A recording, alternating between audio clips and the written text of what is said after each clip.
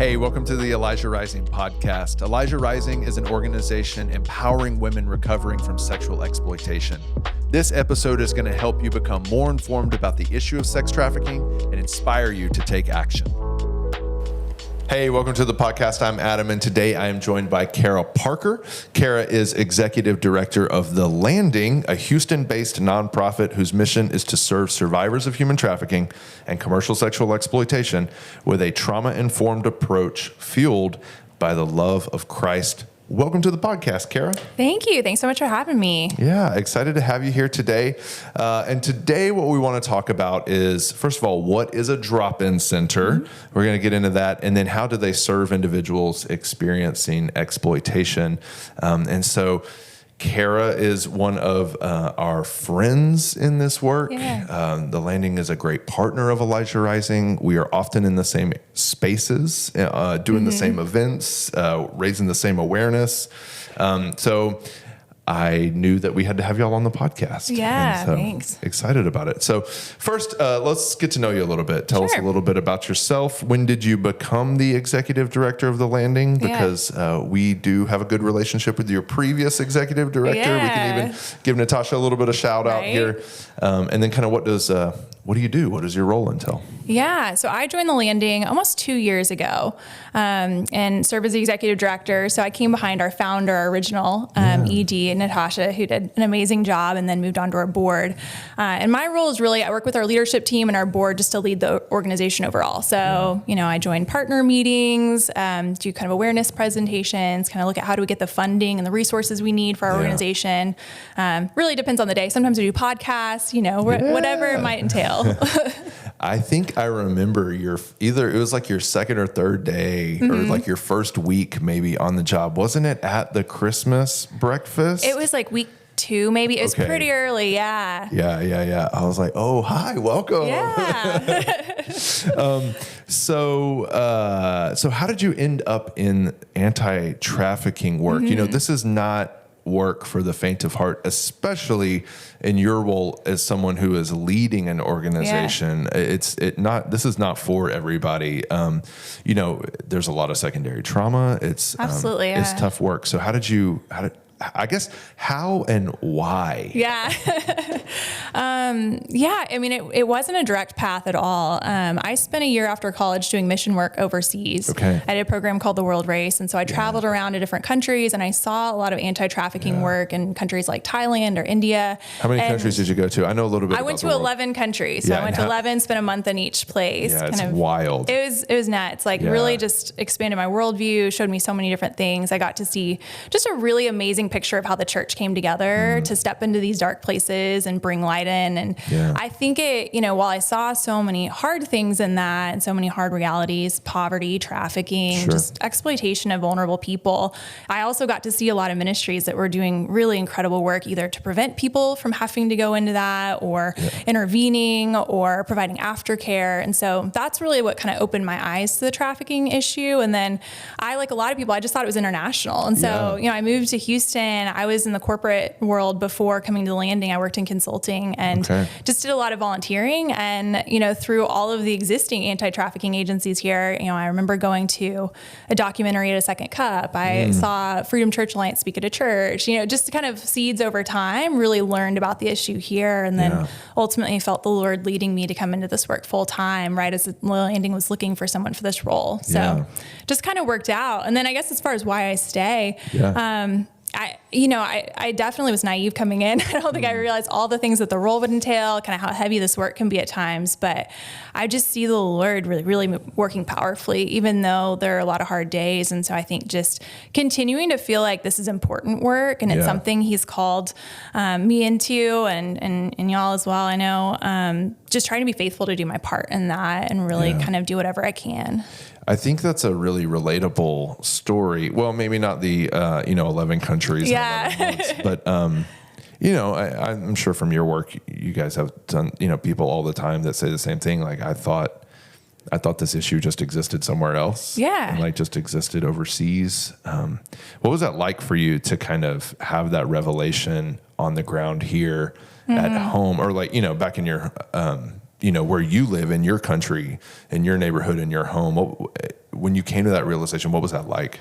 Yeah. I think it was just hard to believe it was actually here. And I think it was because I had a lot of misunderstandings about what trafficking looks like, particularly in a domestic context. And so, I had a friend who was really passionate about street outreach and taking me out or kind of showed me some of the hot spots. And it was when I started seeing, like the Bissonnette area, that's what it looks like here, or one expression of it in the US. And so I think, I knew probably like prostitution was an issue, but I didn't know so many of those women who were out on the street were actually being trafficked, or even just, all of the complexities of why someone's out there, even if they don't have a pimp. And so, I think it was me starting to kind of look at social issues through a different lens and understanding. I probably see some symptoms of this, but I just didn't realize that what was human trafficking. Yeah. And I mean, and that's really where our work, our organizations and many other organizations that we partner with really comes in. It's like, I feel like we're constantly having to do that education work all the time, so let's talk about drop-in centers. And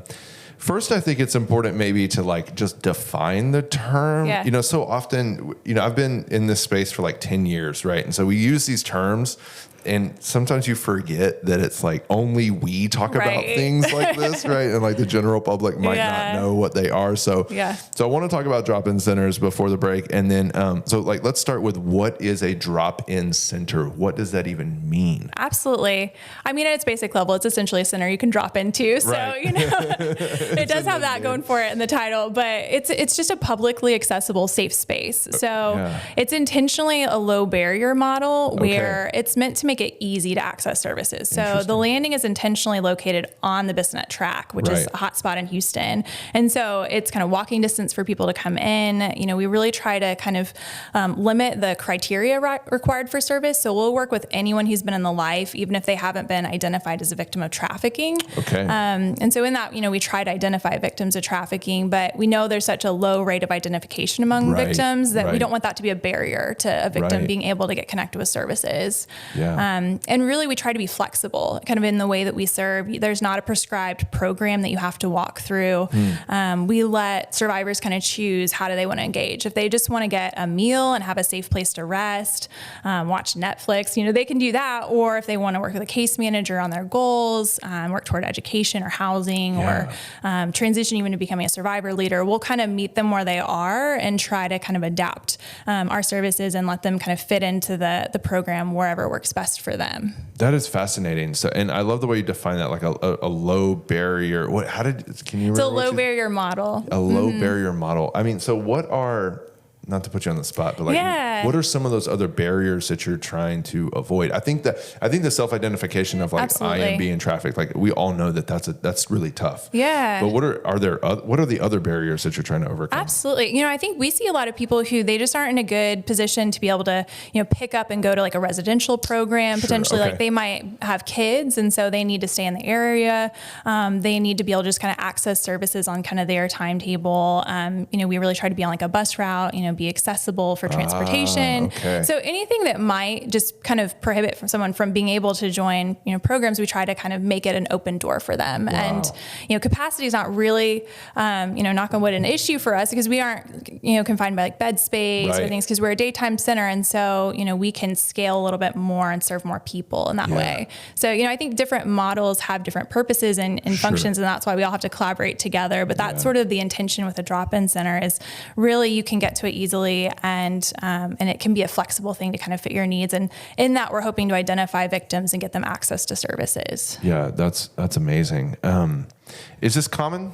Like, are there lots of drop-in centers? And you're talking about a modality, so certainly this model exists somewhere else. Are you modeled on another organization somewhere? And are there others in Houston and Texas and the United States? Like, what does it look like? There are other drop-in centers, but more often you see them with different populations. So they're pretty common with like the homeless population. And so you'll see it kind of more there. The Landing is the only one in Houston that works specifically with human trafficking and commercial sexual exploitation. And so, we were kind of modeled after some other drop-in centers outside of Houston. Our founders visited, I think, about 15 different drop-in centers across the US and even the world, and just saw these different models. A lot of major cities have them, and it's for the same purpose that we exist, to try to kind of fill that gap between the streets and services and just make an access point to services. Interesting. Yeah, I really was not aware of that. I mean, we were kind of talking before we started hitting record, like I couldn't think of another drop-in center, and so I think that unique role is so critically important. There is another question that pops in my head. Yeah. I know that you guys are a daytime thing. So are there other drop-in centers that are overnight? And is there a reason why this model doesn't do overnight? Is that just a capacity issue, or what's the thinking behind that? Yeah. So there are some that'll have either overnight hours. We worked with one that's up in Seattle that has actually a shelter that's attached to the drop-in center. And cool. It gives them the kind of capacity to be able to do overnight as needed, or there's some that maybe shift their hours to a different time. What we found with our clients is that daytime is a time when a lot of people have more autonomy, especially if they are being trafficked. They can go about freely during the day, even if maybe they can't at night. And so that's really kind of where we set our hours. And then we do see quite a few people who are either experiencing homelessness or they just need a safe place to stay. And so that's where we work with shelters or others to kind of place them if they need overnight assistance. I think it's a good segue into my next question. Houston, I feel like I've been talking about this a lot on the podcast recently, and on the previous episode I mentioned this too, but Houston has become this like hub for solutions to trafficking. Right. Like we have this title of being like this major hub for trafficking, but it really is like the more and more I connect with people in other parts of the country, like they're looking at Houston, like you guys have all the gaps covered, which we don't. We're working, obviously there's a lot more work to be done here. Trafficking is still rampant in this city, right? So, but I wonder, like a drop-in center, the landing in particular, like where do you see yourself fitting into the larger landscape of anti-trafficking work? And obviously you're on the survivor services side. So like, how does that? How do you think about your place? In because we have a ton of organizations doing a ton of work. We do, and I think that. Your point, I love that about Houston. That's so great that I think there is all this collaboration across anti-trafficking organizations, but even just across sectors. There's a lot of government involved in our healthcare, others. With us, we provide direct services to survivors. So that's really kind of our point. We're not working with the traffickers or the buyers, but it's kind of that services to the survivors piece. And then, we work mostly in either intervention with kind of outreach, or even with having a drop-in center and kind of identifying victims and getting them connected to services. And then we do some of that aftercare as well, just walking alongside them with whatever else they need. But, we refer to quite a bit with other partners. I know we've even sent kind of to Elijah and Rising for Restoration Campus. If we have someone that gets to a point of stability and it's the right fit for them to go to that kind of a program, then we refer out, or, we refer with other programs if survivors need access, legal needs or housing, or kind of whatever gaps we don't have within our agency. And then, likewise, they can kind of send people our way. So I think that's what collaboration looks like a lot for us, is just working to make sure that all of our clients, collectively have access to the best resources and whatever they need. Yeah, it's amazing. I know for us, specifically for Elijah Rising, obviously we're kind of known for our consistent intervention work and being out there. And you guys are a great resource to just point people to, like, hey, I realize you might not be ready to exit. Perfectly fine. We understand, but there's a place right down, go one more block down here and you can find these amazing people who can offer so many other services, which that's kind of what I want to talk about on the other side of the break. So we're going to take a break in the podcast, and when we come back, we're going to dive a little bit deeper into the landing and the programs you offer, and take a little bit closer look. So we'll see you on the other side. Great. Take a second and think about how many subscription services you have. Netflix, Hulu, Spotify. If you're like me, you have more than you actually use. That money just disappears out of your bank account, or maybe you don't even use the product anymore. So why not donate that same amount of money to Elijah Rising and know that every dollar you spend directly serves those who are overcoming sex trafficking? We invite you to join The Rise. The Rise is a dedicated community of recurring donors who give strategically to fund the work of ending sex trafficking. Join our community of more than 200 members who have decided to rise up. $10 a month can provide services for women seeking to exit exploitation. $40 a month can provide job training and employment for an overcomer of trafficking. Donate online via credit card, debit, ACH, or Apple and Google Pay at ElijahRising.org/rise. Hey, welcome back. Cara, the landing has just celebrated 5 years of service. We did. I think y'all threw a party on the roof. We did. Well, it moved inside, situation, but it was attempted on the roof. I was planning on coming. You're right. There was some sort of a weather event because I was planning on going, and then I think like it was raining or something. Turned into a sunny day after that. It was an awkward, shift in, but Houston, Texas, classic. Kind of tell me the origin story. What motivated the opening of the landing? Like what was it about Houston's significant trafficking problem? Like why did we need a drop-in center? Yeah. What was the motivator behind all that? Yeah. So it started with our founders were working with another anti-trafficking organization at the time and really just saw a gap in Houston for services for people who, for a range of reasons, weren't ready to leave their situation yet. Yeah. So I'm sure y'all see on interventions all the time, it's very rare that you talk to someone the first time. They're like, yep, I'm out. Like I want services. I'm good. Yeah. That is like the most rare. Yeah. Which I think there probably is that myth. I think a lot of people probably expect. Right. You're going to rescue them out. Yeah. It's like not like that. No, it's definitely not. And, it's similar to like domestic violence. It takes multiple attempts to leave an abuser typically for a survivor. And so, often we see people who they don't even realize they're being trafficked. Yeah.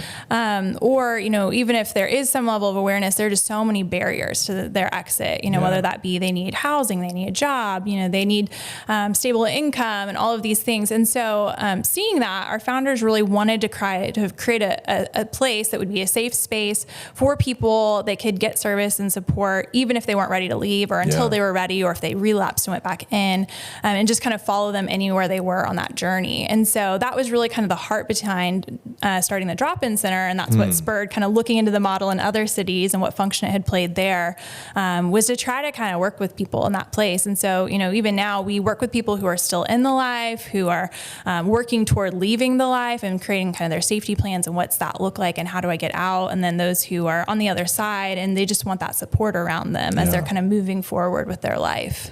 It's so important. Sometimes I feel like, and I wonder if you can relate. Sometimes I feel like we get pressure from the community or even sometimes from, the stakeholders. It's like, why aren't more exiting? Right. Why aren't you getting more out? Why aren't more people leaving? And so like, do you ever feel that pressure? Because sometimes I'm sure you have clients that are coming in and receiving services, and they have been for a long time, and they're still in the life. Like, and how does that?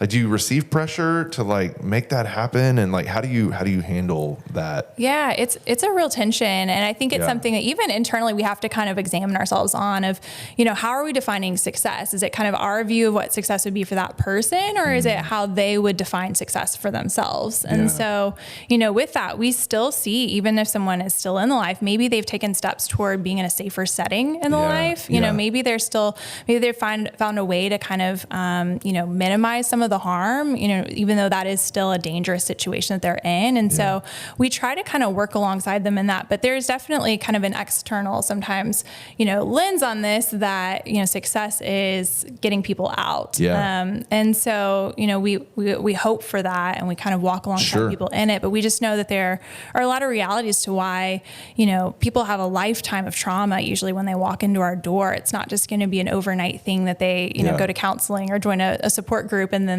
they can, suddenly move past all of that. It's kind of a process. And so we really try to just kind of walk alongside people through that journey. Yeah, that's beautiful and so important.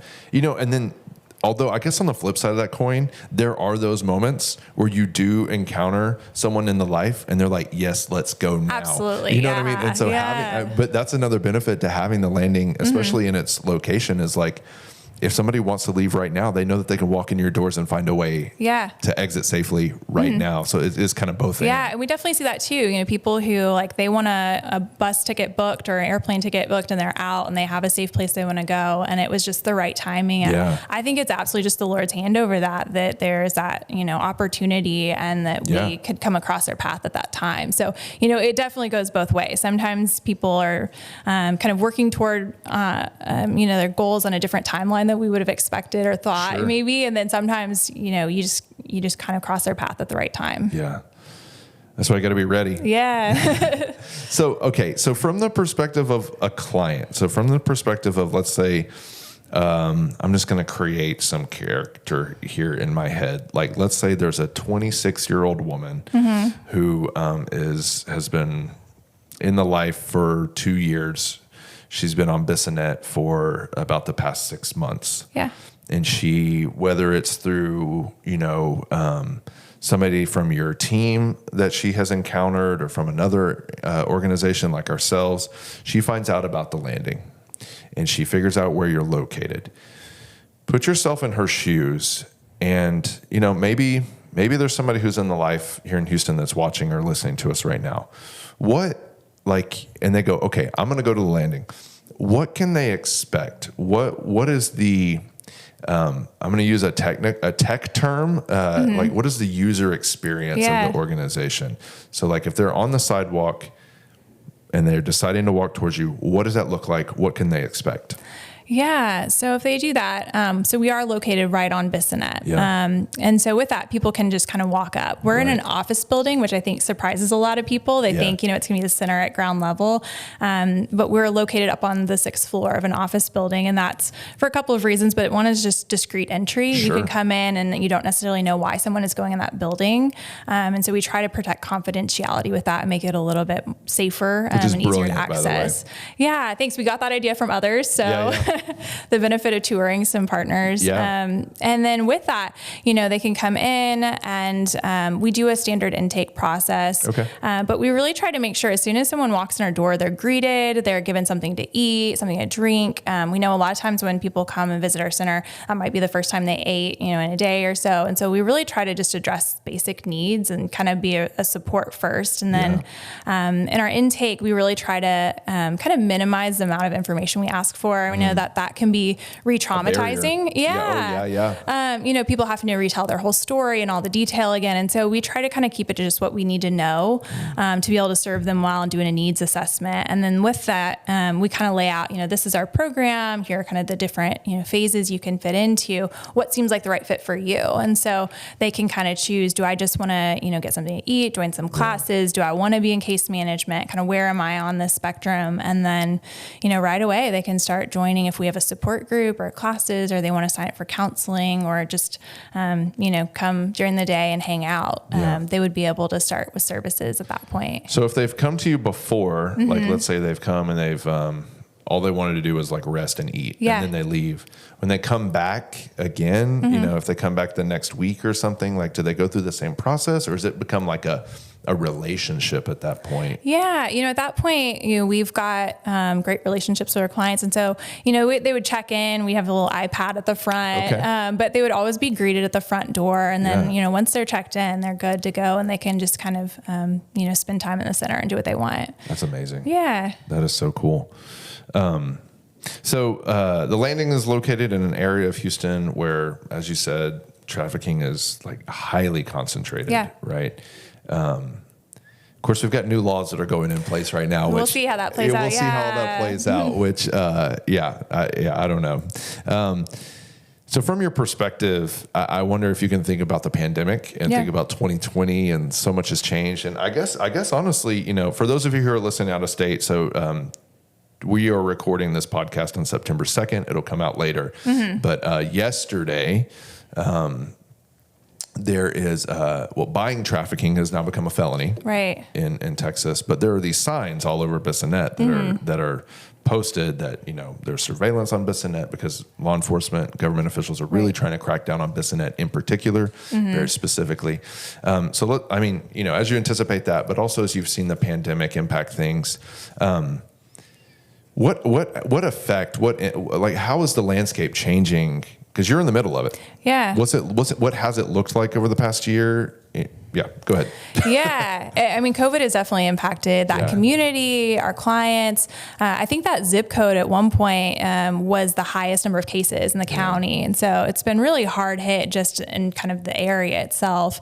But yeah, with our clients, I think that COVID has really exacerbated some of the risk factors for trafficking. If you think about what makes people vulnerable, isolation has been a big one. If home's not a safe place for you, then people are spending a lot more time at home. And so that was something that kind of inherently, put people in kind of a less safe situation sometimes. And so we saw that. We saw a lot of our clients, many of them are kind of living in poverty. And so, just the financial hardship of this season has been really tough. And we've seen a lot of people in crisis. So we've seen a lot more of a need for just kind of basic needs like food, shelter. A lot of the shelters filled up at one point, just trying to with social distance. And so we had a lot more of our clients that we were placing in hotels until we could find kind of longer term support for them. We saw people who had been out of the life and just because they needed to provide for their family, they went back into it. And so, that was a really hard thing that's kind of occurred a lot in this season. And then I think we just see a lot of people like online, we're all on Zoom all the time, school's closed, and so I've heard increases of, trafficking, recruiting online, more trafficking taking place online. We started doing online outreach last year in part because of that, because it's kind of ebbs and flows how much we see on the street, but we knew we'd kind of heard anecdotally it was shifting online. But I think overall, I had read some research last year that was saying that the demand has stayed consistent in spite of the pandemic. And so it's definitely continued. It's just kind of trafficking has taken different forms, I think, in this time. Tell us about the youth advocacy work that y'all are doing. What does that look like? It's a relatively newer program for y'all. What tell us about that? Yeah, so we started that actually March of 2020. So a great time to launch a new program. Our advocates were in training and the world shuts down. But our drop-in center serves adults. So I probably should have said that. We serve men, women, LGBTQ community, but adults in our drop-in center. And we saw with our clients, many of them were first exploited as a minor. A lot of it.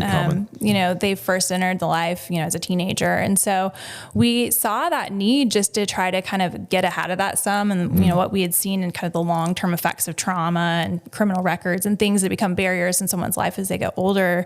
But we also, had partnered some with other organizations who were just at capacity with youth services. And so we started the youth advocacy program, and it's essentially a 24/7 crisis response for children and youth in Harris County and the surrounding counties who are trafficked. And so, we work with partners like DFPS and law enforcement as they identify kids. Then we have an advocate who's on call and goes out and meets them wherever they are. And then they just really form a relationship with them. So, usually these kids are having to navigate a lot of different like agencies and people. And, it's just a whole process. And so the advocate's kind of the constant that runs through it. So they'll go to their appointments with them. They'll just kind of help advocate for them, make sure their voices are heard. And so it's kind of a case management with a heavier focus on just the emotional support that they're providing. And it's been a really neat program to see grow. And I think it's had a lot of impact. And it's field-based. So whereas our drop-in center people come into us, our advocates go out and into the community and meet kids at, hospitals, police departments, or sometimes they just go grab McDonald's with them. So, really differs. It's important to be trauma informed in that environment. Oh, absolutely. Yeah. Yes, absolutely. What would you say? We were just talking about it, but this has kind of become my favorite question to ask people on the podcast. But what would you say is the most challenging aspect of your work? Really no challenges. Smooth, all smooth sailing. Get out. That's the end of the podcast right there. I think, and we kind of touched on this earlier, but I think one of the things that is challenging is just there are so many kind of misperceptions about trafficking. And I think we see with the survivors we serve, there's just a lot of like stigma and shame that they often have to face. And so I think just being able to, be part of that kind of education and awareness and helping create that empathy and understanding for them is really important to our work. But that's definitely something that, as we're trying to get out and share kind of our story with partners and figure out how do we partner well to support them, we're always trying to, figure out how to just, navigate that well. Yeah. So, last question I got for you is, I think sometimes in this work we can kind of lose hope from time to time, and we keep working and we keep working and we keep working, and it sometimes feels like, well, we still have a massive trafficking problem. Right. Are we doing anything? Are we seeing any? I don't know if success is the right word. I just don't feel like that's an appropriate term, but I'm at a loss for like a better term sometimes. Yeah. But so I wonder, like, for the landing, for you as the leader of the landing, what has that looked like? What does success look like for you? And like, what are there stories of impact? Are there stories of justice achieved? You know, that maybe one that you can think of or something. I just always like to end on a note of hope that we are actually making a difference here. Absolutely, yeah. And I think, to your point, we just need to have hope in this work. I don't know how you can do it if you don't believe that things can get better. And I don't know if that means we are, a year away from eradicating human trafficking or anything, but like there are some major steps that we see. And so I think it's really just looking at all of the successes that are happening. And so sometimes we do see people get out of the life, and that's really amazing. Sometimes we see them achieve a year of sobriety. Sometimes we see them get their GED, get custody of their kids. And so I think all of those successes are things that we really celebrate alongside of our clients. And those are, huge goals that our clients set. And so, that's really kind of how we view success, is all of those things are happening. The more victims are out there that get connected with services, the more people who have access to trauma-informed care. Sure. Those are all, I think, really big wins in the anti-trafficking space. And then, I think as far as kind of stories and things I've seen, one that really sticks with me is we had a client who had overcome a lot of things. I mean, since childhood, had experienced a lot of abuse, and was ultimately trafficked in a cantina, and on her own, really, before even making it to the landing, had left that situation, but was still dealing with a lot of the trauma from it. And so, we got to see her really just move forward and thrive in that, getting a job, kind of continuing her education, engaging in counseling, really growing and thriving spiritually as well. And I think to the point where, really just had an impact on other clients. She was leading classes. She really had an impact on our staff as well. And so, you see those people who are just, they're overcomers, and they are not going to let all the things that have been stacked against them, keep them in that place. And so there are definitely those stories. As much as we do see hard stories in this, frontline work as well, there are a lot of people who are really doing incredible things. Yeah. And that's the hope, right? That's the encouragement. Well, Cara, I thank you so much for your time. I know y'all are busy, and I just thank you for your voice, and I thank you for your work. I mean, it really is. There are so many pieces to this puzzle, and we can't all be all puzzle pieces, know? And the landing really is this, I think, and from my perspective, like a very unique puzzle piece that is filling a role and a gap that is critically important, that really benefits all of us, whether we're on the prevention side, the restorative care side, or like anywhere in between. Y'all are important to us all. So thanks so much, and thanks for being on the podcast. Yeah, and likewise, Elijah Rising is that as well. So we so appreciate y'all. I appreciate that. So where can people find you? How can they support your work right now? All the links, all the things. If there's certain programs you want to promote or events or whatever, just go for it. Thanks. Yeah. I mean, if you want to learn more about The Landing, all of our information is up on our website, thelanding.org. And we always kind of say the ways you can get involved are pray, serve, and give. And we have all of those opportunities kind of laid out. We have people who pray over all of our client prayer requests. Like, we really believe in the power of that and coming around them. We always need in-kind items. We need volunteers for outreach or working at the front desk of the drop-in center, so you can serve or you can give, which, we're all nonprofits here. So we always welcome Giving that. Giving is important. Yes. Yeah. And in particular, we have our annual kind of Christmas gala that's coming up on December 3rd. So you can learn more about that on the website as well. That's awesome. I've been to one of those. It was incredible, and the food was great. Yeah, thanks. What is an in-kind donation? You mentioned that, and I'm realizing that might be one of those words that we throw around. Jargon. Yeah, what would that look like?